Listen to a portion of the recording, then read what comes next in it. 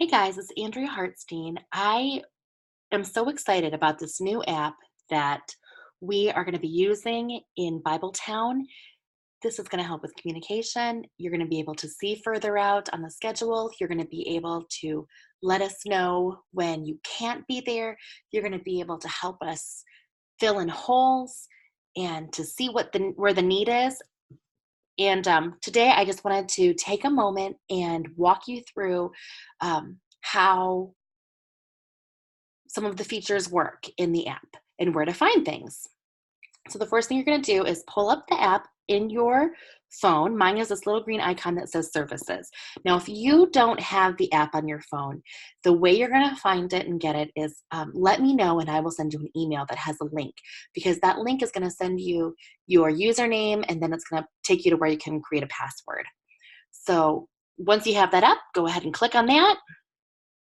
And you're going to be taken straight to this My Schedule page, and you'll be able to see a bell icon here that will have notifications and things that it wants to alert you to right away. I already know one of the things it wants to alert me to is I have this pending here.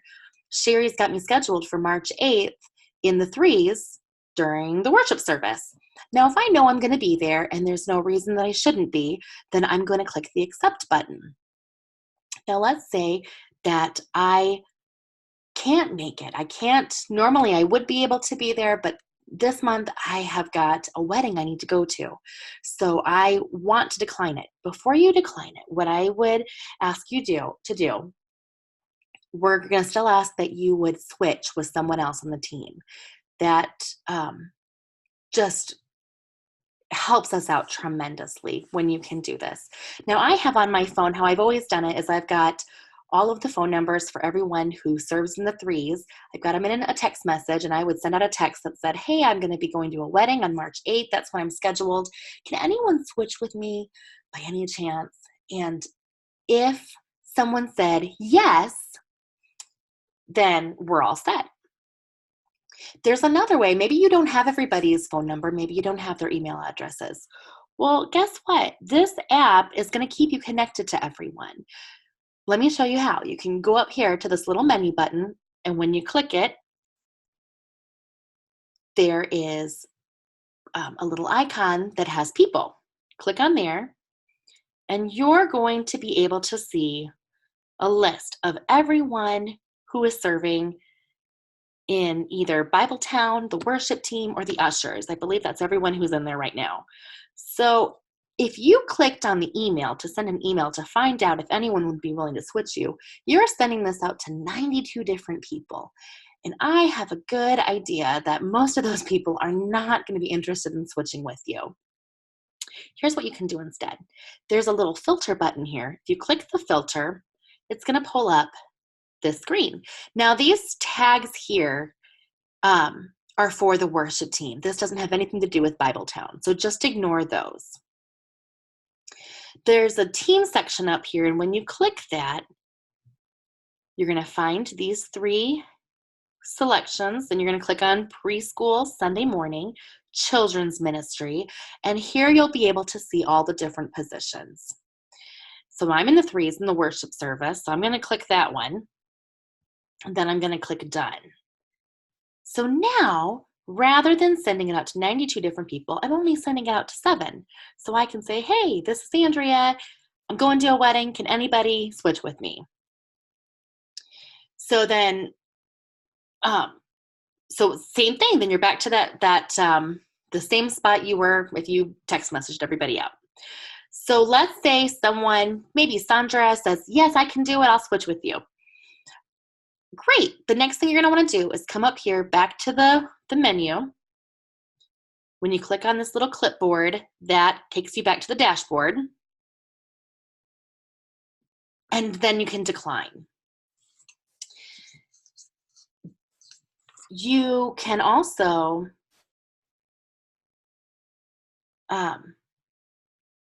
if you wouldn't mind sending me or Sherry a message to let us know, hey, Sandra and I are going to switch on March 8th, and this week that's hers. Great, then we're all done. Now, if I don't hear anything from you and I've gotten a decline message, what's going to happen next is I'm going to send you out a text or an email that says, hey, I noticed you declined March 8th. I hope everything's going okay. Just got to double check with you. Did you happen to switch with anyone?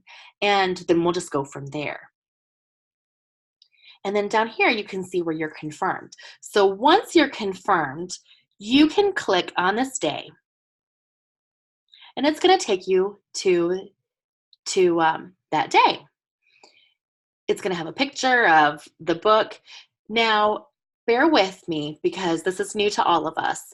And as the more that I get to know the system and the program, the more I'm seeing things that I can do things a little easier or a way that makes more sense. So, so just know all the kinks haven't been worked out yet. It's coming. It's gonna get there.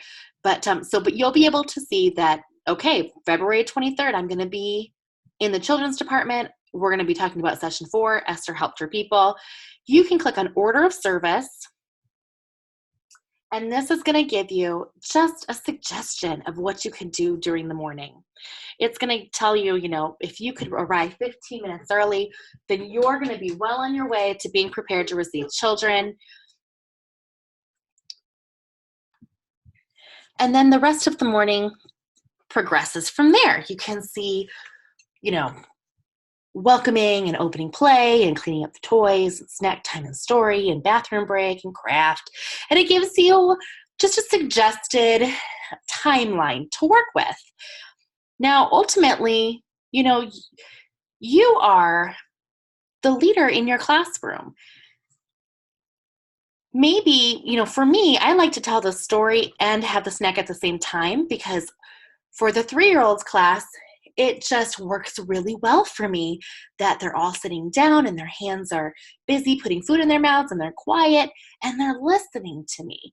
But maybe you don't want to do it that way. Maybe you want to have the snack first and then you want to have the story time, or vice versa, and you want to be on the floor. Or maybe you want to put a circle of chairs in and have the story. That's absolutely fine.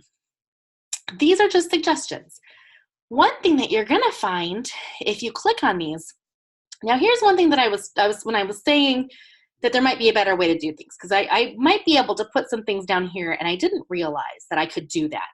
So I'm going to try to take advantage of that as much as I possibly can. But because like this mentions, it says, however you choose to do it, there's a great video clip in the attachment section about telling your preschool Bible story effectively. Telling your preschool Bible story effectively. Yeah. So wouldn't it be quite slick if I had that down here already? And I don't. So maybe I can make that happen. But in the meantime, I'll show you where you can find it. You're going to go up here to the X, back out of there. And you are going to go back out of the order of service to the main screen of the preschool morning. And down here in files, this is where you're going to see attachments. You're going to see, this is the 1s and 2s. So when I have them all posted, you'll see everybody's. So you'll see 1s and 2s, you'll see 3s, you'll see 4 through K. They'll all be in here. And starting in March, we're going to get those directly from Lifeway. So they'll be wonderfully well done and it'll be good quality. The ones that I have right now in here, I scanned myself at home and the quality is not super great. So, but you know what? It gets us there. We can see it. And so let me show you what I'm talking about. You can come in here and see the pages that you're used to seeing when we go to the class.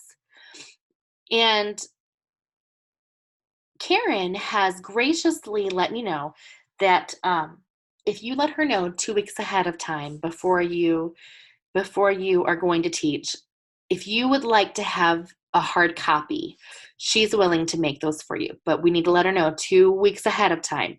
Now, another thing that you can do is just print it at home yourself. If you click up here in this little icon, it's going to give you options. It's going to say, some people might even have a printer option down here where you can send it directly to your printer. I don't have that. I'm not quite that fancy. But what I can do is I can email this to myself, and then from there I can print it off my computer. So you are more than welcome to do that. I really enjoy having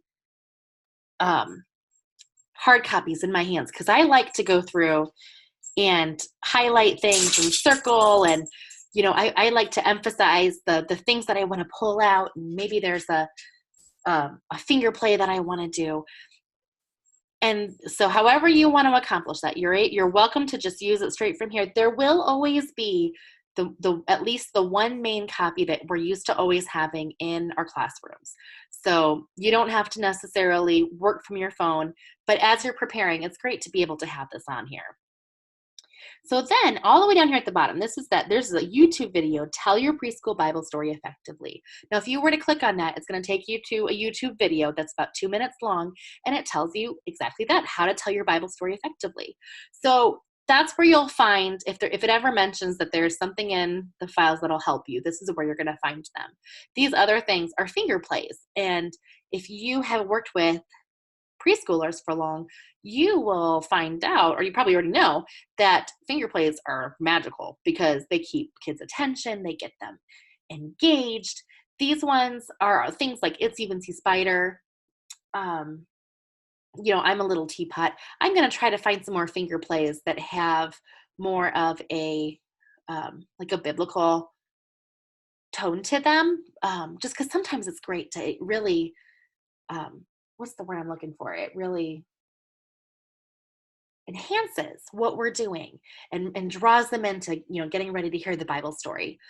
And so maybe if I can't find any online, then I'm going to just make some videos and do them for you. So, because I have a slew of them in my head. So, all right. So that's where you'll find those. And then we can go back.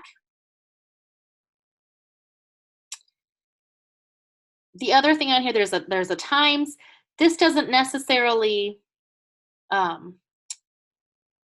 do anything for you. This will we'll be able to put in there Sunday school hour, worship hour, and then notes. You can come in here and you can make some notes.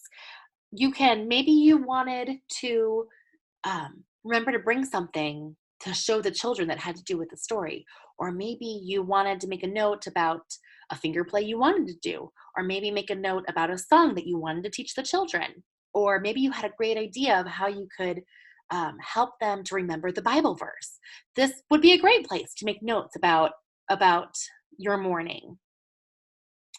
And honestly, if there's something that goes on in the class that needs to be addressed to maybe Sherry, I'd imagine would be the most appropriate person, then you can make a note in there too that just says, what, I just don't forget, I need to let Sherry know about this. No one else can see this but you. All right, so that is the end of this section. There is a services live. So if you click it now, it's going to give you a countdown. It's going to say, in 19 days, the service is going to start. But once the actual day comes, it's going to give you if you wanted to set this up in your classroom just to kind of remind you of what was next, you could. You might want to play with that. Maybe you might hate it. Who knows? That's the great thing about this app is that take the meat and leave the bones. So whatever makes your morning go smooth, take advantage of it. And don't worry about the rest. Well, let's click on this back button to go back. And I'm going to click the menu one more time. So this gets you to your dashboard. If you click on the music, these are songs. These are all for the worship team. This doesn't have anything to do with us. So don't feel like you have to go in there and use songs, or honestly, if you just leave it alone, probably all the better, because I don't think that we can mess anything up for them, but regardless, those aren't meant for us. And this is a background video. Again, doesn't really apply to what we're doing. And then we're back to the people and messages. You can get messages. So now on here in this sidebar, I can see my schedule. I can see what I've confirmed. I can see what I still have yet to confirm. And then there's also blackout dates. So for me, I know that my family is going to go to Disney World in August for 2 weeks because it's Henry's 4-year-old trip. That's a long story. Ask me about it later. And then in November, I'm going back for the 10K. I'm going to go with my mom and my sister. So these 2 times I am not going to be available, and I need to let Sherry know. Now, see, if she knows ahead of time, she won't even put you in that slot when she's scheduling. She'll just already know. And then you don't have to worry about switching with anyone. See how this can all be fantastic? So here's how you input a blockout date. There's this button down here that says blockout. So we're going to go ahead and click it. See how slick that is? And then you can put in the day. Maybe in July, I'm going to be gone on the 5th because we're going to be gone for the 4th of July. So you pick the day, and you can also change the frequency, because maybe, see how you can choose every 2, every 3, every 4, every 5. Maybe you know what? Starting on this Sunday, on whatever one you choose in there, every 4, so like the 4th one after that, every month, I am not going to be available. Please don't even ask, and you can make it your frequency. Now, this isn't super intuitive because it's not like you can't say, the last Sunday of every month or the 3rd Sunday of every month. It gets pretty close, but we would just need to watch it and make sure that you're actually blocking out what you want blocked out. But we'll keep an eye on it, but it could be really beneficial. So let's go back. You can put your reason, I'm going on a trip to the moon, or whatever your reason is. That more or less is just for you, so that when you look at it, you can see, oh yeah, that was my trip to Florida. And then the calendar link, let's click on that. You can link all of this up to your calendar. Okay, so I already have one in here, so it's not going to let me show you how to do it. But when you click on it, it should ask you, do you want to connect this to your Google Calendar or whatever you might use? And then in your settings, that's all pretty self-explanatory. Nothing that's interesting to show. And there's a help button down here. This has some great, it can show you you can find new features, you can find notes, how to scan things. Done. And then if you go online, I believe that there's a version that you can go onto the computer as well. If you don't see a link for that and you're interested in that, let me know and I'll find it for you. But they've got all kinds of tutorials and videos to help you make the most of this experience. But I believe I've walked you through basically everything. If you have any questions at all, please don't hesitate to ask me. I am more than happy to take the time to sit and answer any questions that you have. If you have an idea that you wanted to, if you're trying to do something and you're not quite sure how to do it, maybe I can help. And between us and Jake, who's pretty proficient in all of this and set most of this up,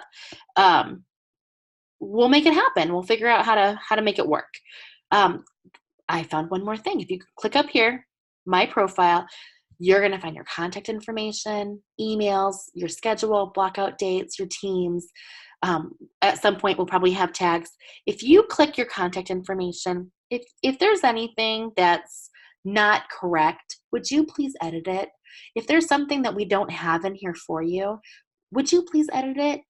Even if it's your home address, we don't necessarily ever need your home address, except, I guess Sherry used to when she needed to mail us all of our information. But you know what? Every once in a while, I want to thank somebody, and I want to thank you with a thank you card. And if I don't have your address, I don't have anywhere to send it to. If that bothers you and you don't want to put an address in there, no worries. Ultimately, we just need a way to contact you.